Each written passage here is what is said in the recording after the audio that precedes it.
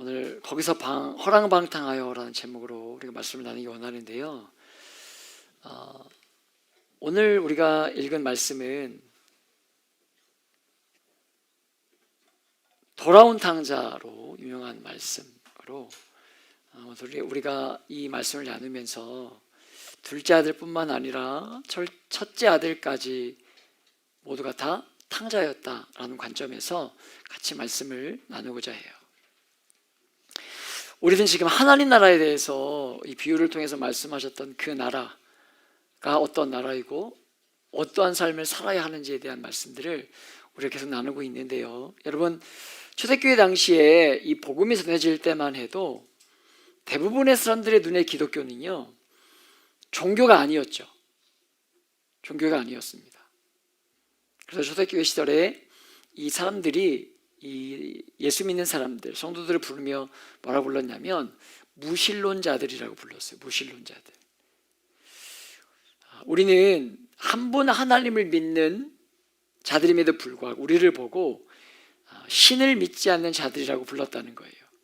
왜냐하면 신을 섬기는, 당시 입장에서 보면 신을 섬기는 제사장도 없고 또 성전도 없고 제사도 없었기 때문이죠. 여러분, 그러나 우리가 기억해야 될 것은 무엇입니까? 예배는 하나님, 우리가 섬기는 하나님은요, 성전이 있고 제사장이 있고 제사가 있어야만 여러분 섬길 수 있는 하나님이 아닙니다. 우리의 삶의 자리에, 허락된 자리에서 언제든지 그 이름을 높이며 예배할 수 있는 분이 우리가 믿는 하나님이에요. 당시 세상 관점에서 볼 때 일반적인 너무나 종교와 달랐기 때문에 예수 믿는 사람들을 무신론자로 여길 만큼 기독교 안에는요, 일반적인 종교의 관점에서 해석되지 않는 그런 요소들이 있었다는 거죠. 그런 요소들을 잘 보여주는 이유가 비유가, 그런 요소들을 잘 보여주는 비유라고 할 수 있는 말씀이 오늘 우리가 읽고 있는 유명한 말씀 중에 하나인 잃어버린 두 아들에 대한 비유이다라고 할 수 있습니다. 여러분, 두 아들을 다 잃어버렸다라는 관점에서 이 비유를 보아야 이 기독교의 독특한 특성들이 잘 묻어나고 선명하게 드러날 수 있다는 거예요. 오늘 우리가 이 둘째 아들에 우리가 집중해 보고 또 이제 우리가 이어서 다음 주에 말씀을 보겠지만, 여러분 12절의 말씀을 다시 한번 읽어볼까요? 12절의 말씀 함께 읽어봅니다. 시작. 그 둘째가 아버지에게 말하되 아버지여, 재산 중에서 내게 돌아올 분깃을 내게 주소서 하는지라. 아버지가 그 살림을 각각 나눠 주었더니. 우리가 지금 사는 지금은 이런 일이 흔하게 일어나기도 하죠. 그런데 여러분, 어떤 일입니까? 아버지가 돌아가지 않으셨지만 아버지의 재산을 일부를 자녀들에게 이렇게 나눠주기도 하잖아요. 그런 일도 일어나게 되는데, 그러나 당시에는요, 이 일이 일반적인 이야기가 아니었다는 거예요. 둘째 아들은 무슨 말이냐면, 이 둘째 아들이 아버지가 죽어야만 할 수 있는 일을 지금 하도록 요구하고 계신 거예요. 요구하고 있었던 거죠. 왜냐하면 여러분, 당시의 재산은 요즘처럼 아버지가 돌아가시고 나면 이렇게 받을 수 있는 그런 재산이 아니라 거의 무엇이었습니까? 예금이나 현금 이런 것이 아니라 대부분이 다 부동산이었어요. 부동산. 그러니까 여러분, 아버지가 돌아가지 않으셨음에도 불구하고 이 재산을 달라는 것은요, 어려운 일이죠. 어려운 일이에요. 그래서 여러분, 오늘 이 말씀을 우리가 탕자라고 불리는 이유가 일반적으로 하지 않는 일을 요구하고 있기 때문으로, 아버지를 어떻게 하고 있는 거예요? 죽은 것처럼, 당시의 입장에서 보면 죽은 것처럼 여기고 있는 것입니다. 이 둘째 아들의 입장은 아버지가 죽은 것처럼 여기면서 그 재산을 달라는 거예요. 여러분, 그 아들의 요구에 대한 아버지의 반응이 무엇입니까? 12절에 보면 같이 한번 읽어볼까요? 12절 함께 읽어봅니다. 시작. 그 둘째가 아버지에게 말하되 아버지여 재산 중에서 내게 돌아올 분깃을 내게 주소서 하는지라. 아버지가 그 살림을 나눠주죠. 살림을 나눠줘요. 그런데 이 살림이라고 번역된 단어의 원어를 살펴보니까 어떤 뜻을 가지고 있냐면 생명이라는 뜻을 가지고 있어요. 이 살림이라는 뜻에 생명이라는 단어의 의미를 가지고 있습니다. 그러니까 여러분이 둘째 아들이 재산을 요구할 때에 아버지는 뭐 한 거예요? 자기의 생명을 나누어 주었다, 이렇게 우리가 해석할 수 있는 거예요. 그런 의미가 담겨 있는 것입니다. 여러분, 죽어야만 가능한 재산을 요구했을 때 아버지는 재산만 준 것이 아니라 자기가 죽는 것처럼 자기를 깨트리고 자기를 희생하는 방식으로 아들에게 살림을 나눠주고 있는 모습을 묘사하고 있는 거예요. 오늘 말씀은. 사랑하는 여러분, 둘째 아들의 요구의 핵심은요, 그 다음에, 진짜 핵심은 그 다음에 나오는데 13절의 말씀을 다시 한번 읽어볼까요? 13절의 말씀을 함께 읽습니다. 시작. 후 며칠이 안 되어 둘째 아들이 재물을 다 모아가지고 먼 나라에 가 거기서 허랑방탕하여 그 재산을 낭비하더니. 아멘. 아들이 아버지에게 재산을 요구했을 때 그 둘째 아들의 핵심이 무엇이냐면 돈이 아니에요. 돈이 아닙니다. 아들이 원했던 건 뭐냐면 아버지를 떠나서 먼 나라에 가서 아버지와 관계없이 사는 것. 이게 이 둘째 아들의 핵심인 거예요. 아버지와 관계없이 사는 것. 우리가 오늘 오전에도 참 희한한 것 같아요. 오전에도 우리가 아이들과 말씀을 나누면서 우리가 의도한 게 아닌데 늘 말씀 연결되는 것 같아요. 오전에도 우리가 아버지에 대해서 배웠죠. 아버지의 계획은 악하다, 선하다?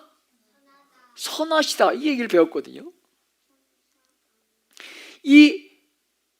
그 아버지의 선한 아버지로부터 뭐 하고 싶은 거예요? 떠나시고 싶은 거예요. 이것이 지금 아들의 마음을 보여주고 있는 핵심이에요. 아들이 아버지에게 요구하는 게 뭐냐면 아버지를 떠나 사는 거예요.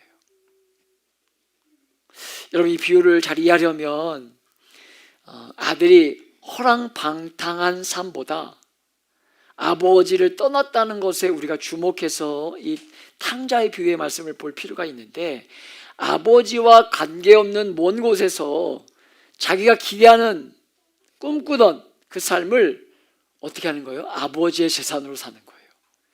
꿈꾸는 삶, 내가 꿈꾸는 삶, 내가 원하는 삶, 내가 살고 싶은 삶을 무엇으로 살기를 원하는 거예요? 아버지의 재산으로 사는 거. 이것이 아들의 목적이에요. 그래서 아버지 재산을 주자 먼 곳으로 가서 허랑방탕하게 살면서 재산을 낭비했다는 거예요. 여러분, 오늘 성경에 나오는 이 허랑방탕이라는 단어가 가지고 있는 의미는요, 윤리적으로 타락한 모습을 우리에게 보여주는 단어라기보다는 너무 헤프게 써서 남은 것이 없이 썼다, 이에 우리가 조금 더 초점을 맞출 필요가 있습니다. 그러니까 여러분요, 먼 곳에 갔으니까 뭐 했겠습니까? 집을 떠났으니까 뭐가 필요했겠어요? 집이 있어야 되겠죠. 집도 샀을 것 같아요. 또 집도 사고, 먼 곳에 갔으니까, 여러분 뭐 이렇게 지금처럼 무슨 익스프레스가 있어가지고 이사할 때 이삿짐 센터를 부를 수 있는 것도 아니고, 이러면 뭐 얼마나 가져갔겠어요. 가서 뭐 했겠습니까? 또 옷도 사 입고. 여러분, 또 먼 곳에 갔으니까 사람들과 사귀어야 됐으니까 뭐도 필요했겠습니까? 사람들과 쓸 돈도 필요했을 것이고. 그냥 그렇게 놀지만 않았을 것 같아요. 그렇게 또 살다가 공부도 하고, 아버지 돈으로 공부도 하고, 그렇게 세상적인 삶을 열심히 살다가 또 지루해서 세상적인 방법으로 마음껏 먹고 즐기는 그런 삶을 살았을지도 모르겠어요, 이 탕자가. 왜? 아버지의 간섭이 없으니까. 아버지가 주신 것 가지고 아버지와 관계없는 먼 나라에 가서 자기가 생각하는 대로 다 썼던 것, 이것이 바로 허랑방탕이에요. 허랑방탕. 사랑하는 여러분, 사실 이 모든 것은 다 사실 누구의 것입니까? 누구의 것이에요? 아버지의 것이에요. 아버지의 것. 그 아버지의 것을 가지고 아들이 먼 나라에 가서 아버지와 아무 관계없이 자기가 옳다고 생각하는 것들을 추구하면서 아버지께로 받은 것을 다 썼던 거예요.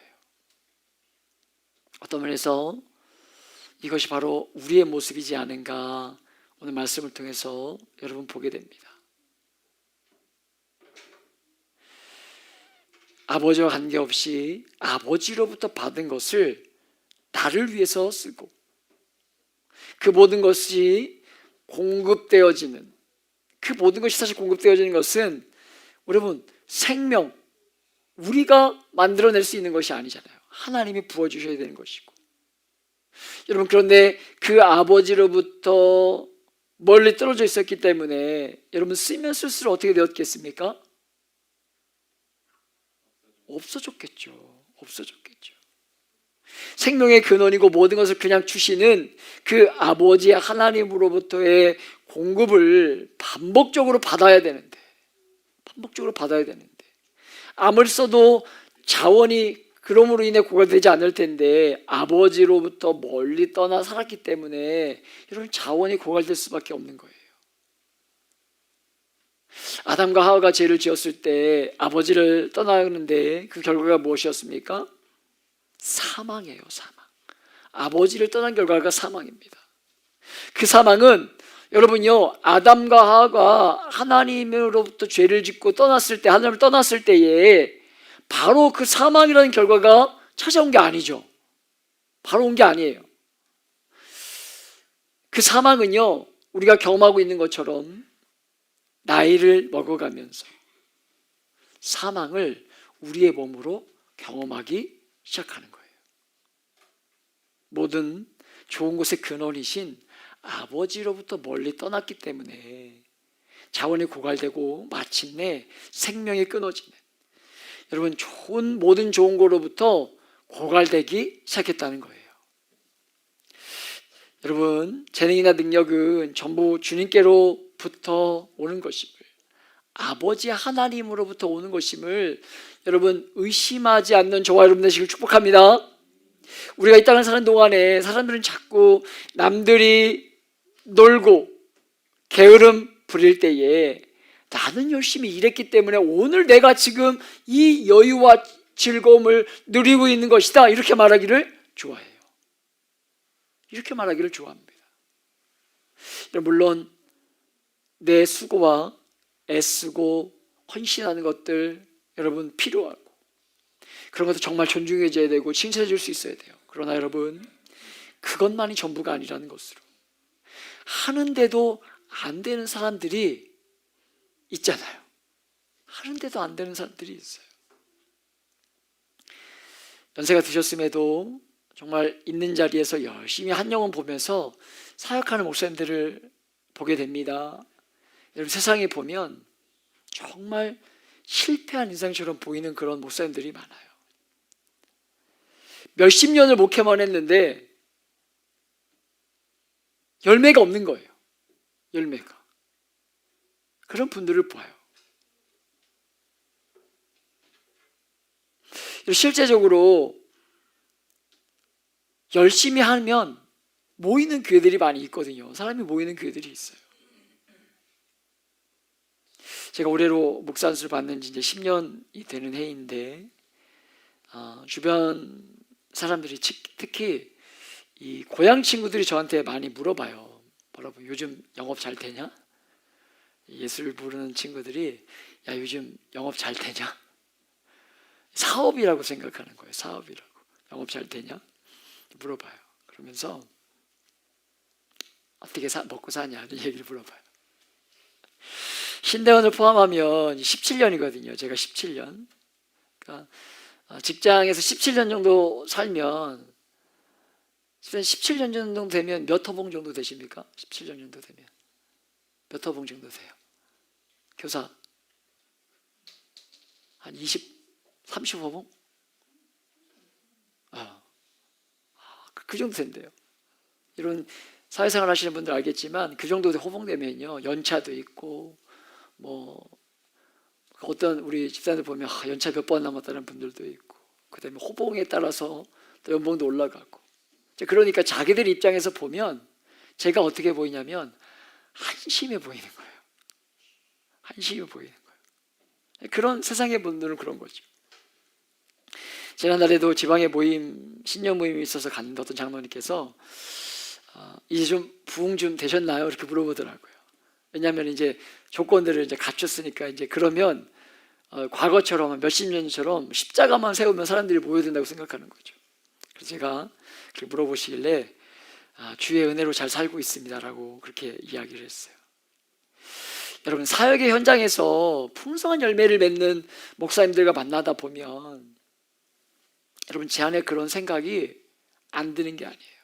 여러분 말씀드렸지만 지금은 예전에는 몇 년 전에는요 억울하다고 말씀을 드린 적도 있는데 여러분 신대원 때 정말 이렇게 제가 볼 때 신학대학원 다닐 때 정말 죄송합니다 이런 표현 써서 막 찌질해 보이는 동료들도 있었거든요. 그런데 어느 날 봤더니 주차장 있고 교육관 건물 있고 막 본당 뭐 2층 이런 데로 막 부임해서 가는 거예요. 신대도 저렇게 찌질했던 애인데 막 이런 생각이 가끔 들 때도 있어요. 여러분 그런 모습 보면서 제 안에 이렇게 아무런 생각이 안 든다라고 하면 거짓말일 거예요. 여러분 고향 친구들 여러 번 말씀드렸지만 그 어딥니까? 1박 2일 캠프 갔다가 그랜저 물에 잠겨가지고 이제 그랜저 같은 차는 못 타겠다고. 그래서 포드에서 나온 큰 차 여러분 말씀드렸죠. 그거 타고 와가지고 이렇게 막 좋은 차 타고 왔을 때 고향 친구들 가면 보통 다 이렇게 비 땡땡 이런 거 타고 와요. 펠리 뭐 이런 거 타고 와요. 한 번씩 이렇게 마음이 요동칠 때가 있어요. 그러나 오늘과 같은 말씀을 마주할 때마다 여러분 하나님 저에게 주시는 말씀은 그리고 다시 저를 세우는 말씀은 나를 세우는 말씀은요 열심히 하면 된다가 아니에요. 열심히 하면 된다 이게 아니라 하나님은 다르게 주셨다는 것입니다. 우리 각자에게 다르게 주셨다는 거예요. 그러니까 하나님 왜 저 사람은 저걸 주고 저는 이거 줍니까? 이걸 이렇게 살아가라 우리에게 주신 것이 아니라는 거예요. 비교하면서 인생을 살도록 우리를 부르신 것이 아니라 각자의 모양대로 주셨다는 거예요. 우리가 주님의 몸된 교회에 모인 사람들을 지체로 표현하지 않습니까? 지체를 몸의 일부인데 몸의 일부는 여러 번 말씀드리지만요 중요한 역할을 하는 머리도 있고 눈도 있고 코도 있고 있는데 손도 있고 발도 있는데 이게 다 지체예요. 그런데 여러분 상대적으로 중요하게 보이지 않는 손톱 같은 것들도 있고 코털 같은 것들도 있고 발톱 같은 것들도 있어요. 상대적으로 중요해 보이지 않아요. 무슨 일을 하는지도 모르겠어요. 그런데 각각의 모든 다 하나님이 만드신 지체들마다 이유와 목적이 있다는 거예요. 그래서 아무리 대단하고 능력이 많고 재능이 많은 이 손일지라도 함부로 다른 지체들을 평가할 수 없다는 거예요. 그게 그렇게 하나님이 다르게 주셨구나. 하나님은 공평하신 분이시지만 하나님은 공평한 분이시지만 여러분요 평등은 획일적인 것이 아니라는 거예요. 사랑하는 여러분 열심히 노력해서 오늘의 자리에 있다. 내가 열심히 살았기 때문에 이 자리에 있다. 여러분 그것보다 더 많은 부분을 하나님이 주셨다는 거 잊지 않기를 축복합니다. 정말 중요한 생명, 이 생명. 여러분 노력하면 결과로 얻을 수 있는 능력, 남다른 재능, 여러분이 만나게 되는 좋은 부모님. 여러분 부모님이 안 계신 분들도 있어요. 부모님이 안 계신 분들도 있어요. 좋은 부모님을 만나서 지금 누리는 환경들, 친구들 다 하나님이 주신 것입니다. 그 귀한 것들을 가지고 하나님과 관계없이 쓰면, 하나님과의 멀어진 상태에서 쓰면, 하나님 위해 쓰지 않고 나만을 위해 쓰면, 여러분요, 그 받은 것 반드시 고갈될 수 있다는 거예요. 생명의 근원이시고 모든 좋은 것들의 근원 되신 그분에게 연결되어 있어야만 모든 것이 고갈되지 않는 그 부요를 경험하게 되는 거예요. 그런데 사람들은 너무 어리석게 이 둘째 아들처럼 하나님으로부터 멀리 떨어져 있어야 사람이 사람다울 수 있는 것처럼 여기는 것입니다. 왜? 자아가 생기고 자신의 능력이 드러나기 시작하면서 내가 얼마든지 내 인생의 주인이다 이야기하고 싶은 거예요. 부부가 함께 살면서 제일 많이 배워야 될 것이 무엇일까요? 세상은 여러분, 부부가 행복하기만 하면 된다고 말하지만 부부가 평생을 살면서 배워야 되는 가장 중요한 것은요, 그거인 것 같아요. 내가 나답기 위해서 누군가 없으면 안 된다, 이걸 배우는 것 같아요. 제 아내가, 혹은 제가 제 아내에게 늘 자주 하는 말이 그거거든요. 아휴, 나 같은 남편이 어딨냐? 제 아내는 저에게 나 같은 아내가 어딨냐? 그리고 뭐라고 하냐면, 나 없으면 어떡할 뻔했어? 제가 지금 성대면서 한 거예요. 그런 얘기를 많이 해요. 나 없으면 어떡할 뻔했어? 여러분요, 이 결혼 생활이라는 게 하면 할수록 뭐를 배우게 되냐면 제가, 야, 나라는 존재가 진짜 부족한 존재구나. 내가 이런 걸 못하는구나. 이래서 도움이 필요하구나. 이런 걸 배우는 것 같아요. 이러면서 인생을 배워가고, 이러면서 인간이 어떤 존재인지를 알아갈 수 있어야 되는 거예요. 나 혼자는 절대로 살아갈 수 없는 게 인생이구나. 더불어 함께 살아갈 수밖에 없구나.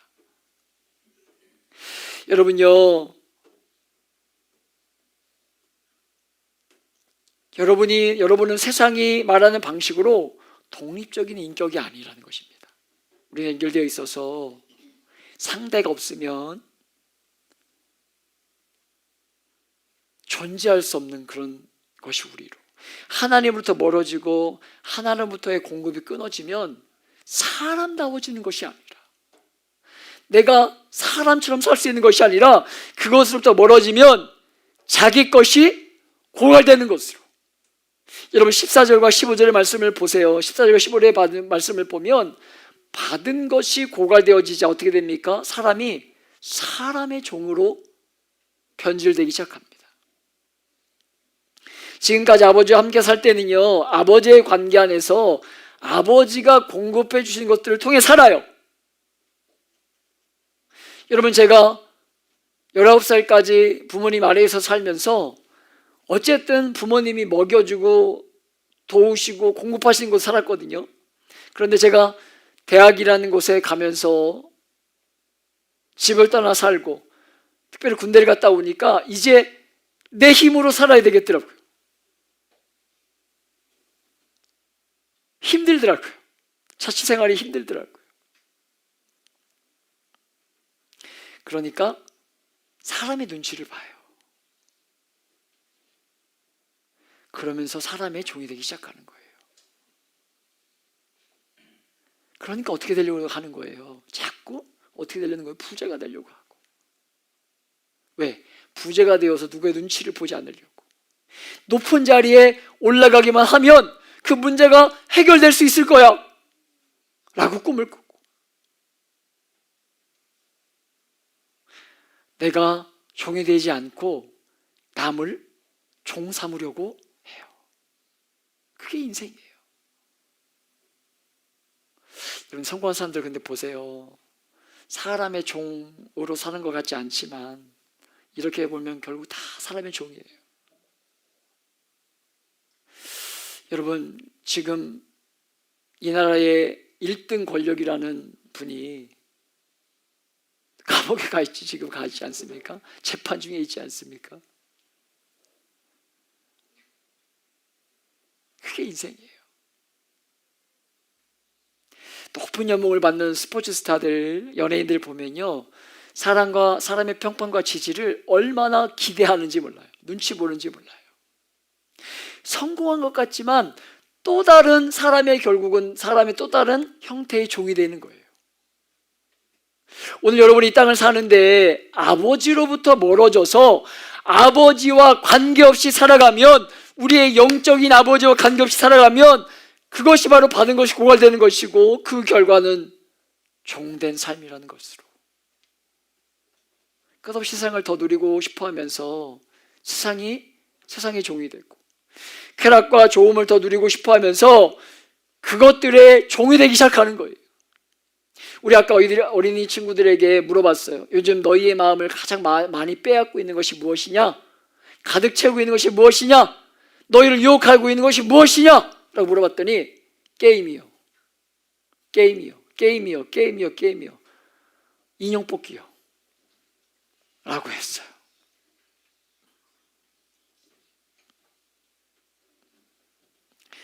여러분, 이 땅을 사는, 이 땅의 삶이 좋은 것만 있는 것이 아닌데 사람들은 고난을 향해 마음을 열어놓지 않아요. 그리고 뭐라고 합니까? 다른 사람은 몰라도 나는 어려움을 겪지 않았으면 좋겠다, 이렇게 생각해요. 타인의 고통이 나의 고통으로 다가와지질 않죠.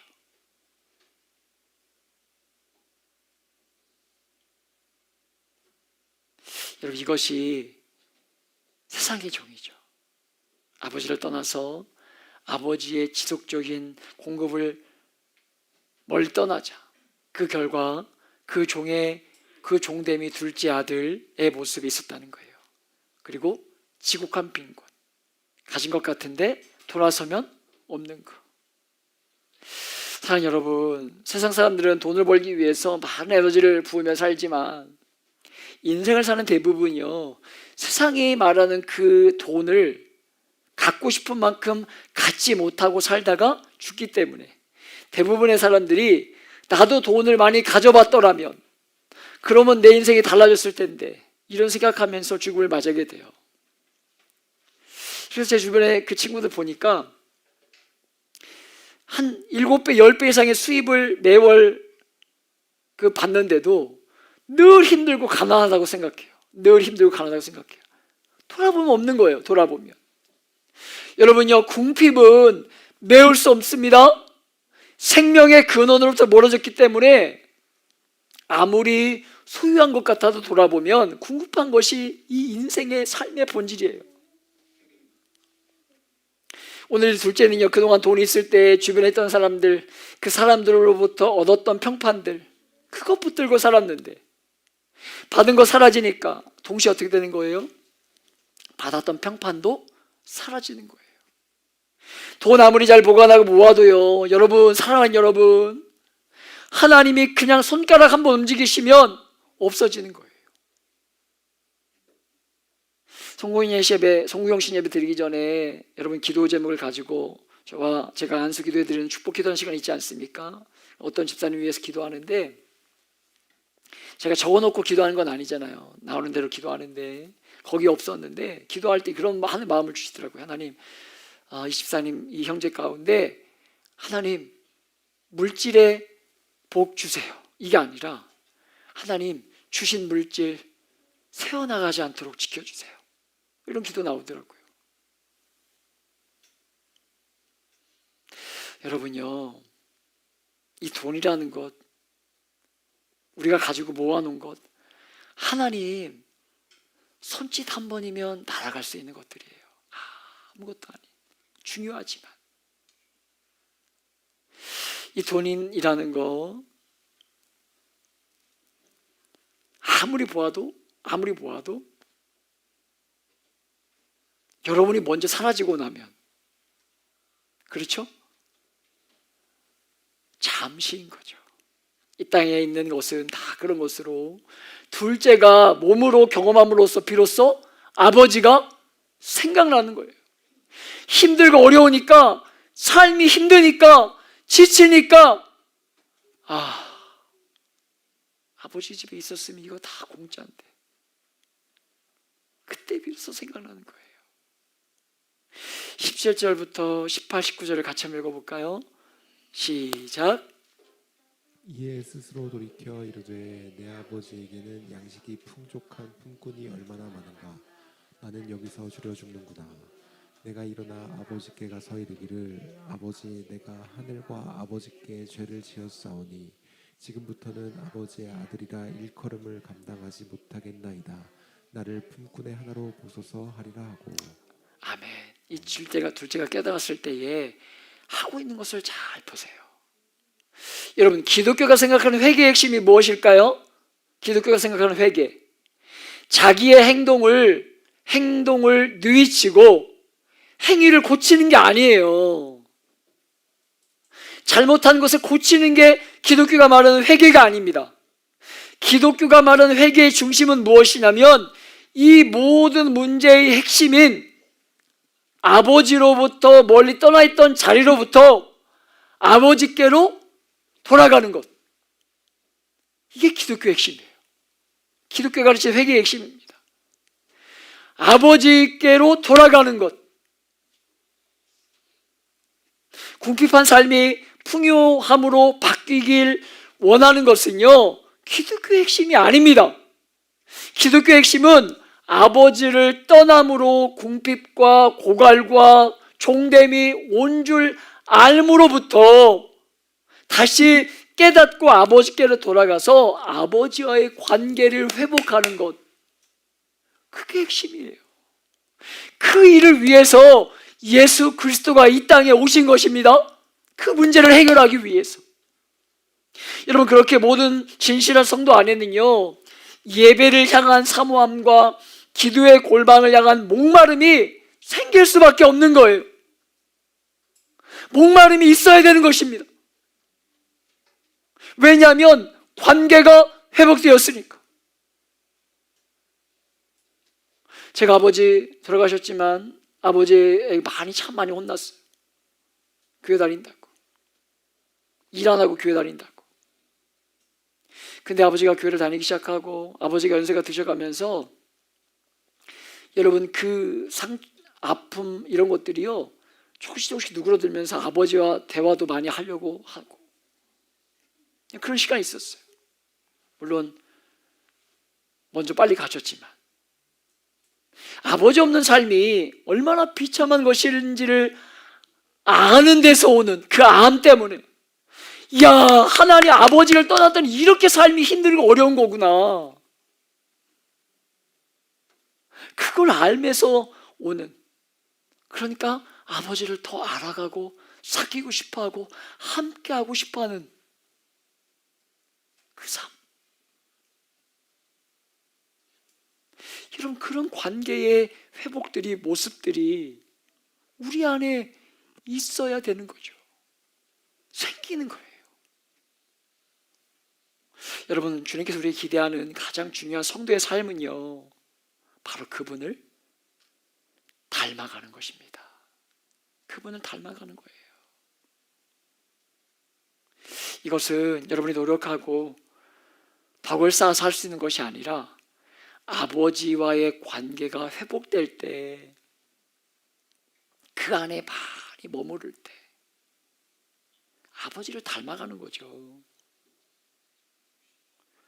여러분, 아버지가 날 낳으셨는데, 아빠가 날 낳았는데 10년에 한 번 본다면 너무 멀어요? 1년에 한 번씩 본다면, 한 달에 한 번만 본다면 닮아갈 수 없는 거죠. 닮아갈 수 없는 거죠. 매일 만나고 사귀고 대화하고, 그럴 때 서로 알아가는 거 아닙니까? 그게 하나님이 우리와의 관계 안에서 누리고 싶어 하는 것 아니겠어요? 하나님이 지난 말씀드렸죠. 아브라함을 시험하려고 독자 아들을 주시고 하나님이 진짜 그 아들을 데려가려고 주이라고 말씀하신 게 아니잖아요. 그런 방식으로 대화하고 인격적인 사귐을 누리기 원하시는 거예요. 표현하기 원하시는 거예요. 사랑하는 여러분, 아버지께로 돌아가는 것입니다. 아버지와의 관계가 회복되면서 아버지가 싫어하는 것 싫어하고, 아버지가 좋아하는 것 선택하기 힘쓰면서. 왜? 아까 어린이부에도 말씀드렸지만, 어린아이 얘기도 말씀드렸지만, 아버지의 생각은 선하니까 아버지께로 돌아가고 있는 거예요. 그렇게 돌아온 이에게 일어난 것이 무엇입니까? 그 좋은 아버지를 더 만나고 싶어하는 마음, 그것이 예배의 자리로 연결되어서 그렇게 그리워하던 아버지를 지체들과 함께 마음을 담아서 예배하고 찬양하고 내 삶 가운데 개입하신 그 하나님을 자랑하는 거, 그게 우리의 예배죠. 그게 기도의 자리를 더 찾아가서 아버지하고 소통하길 원하는 것, 말씀이 들려지는 자리에 나를 두는 것, 여러분 그걸 원하시는 거죠. 그게 하나님 나라의 백성이죠. 여러분, 우리는 인생기에 이 은혜의 자리에 있다 보면 우리도 어느덧 우리 아까 집사님 기도하셨지만 무뎌지고 익숙해질 수 있어요. 또 인생이 얼마나 분주하고 바쁘고 어렵습니까? 그래서 흔들릴지도 모르겠고 지금 흔들리는 분들도 계실지 모르겠어요. 그러나 그런 순간에 여러분과 제가 종되었던 때의 습관,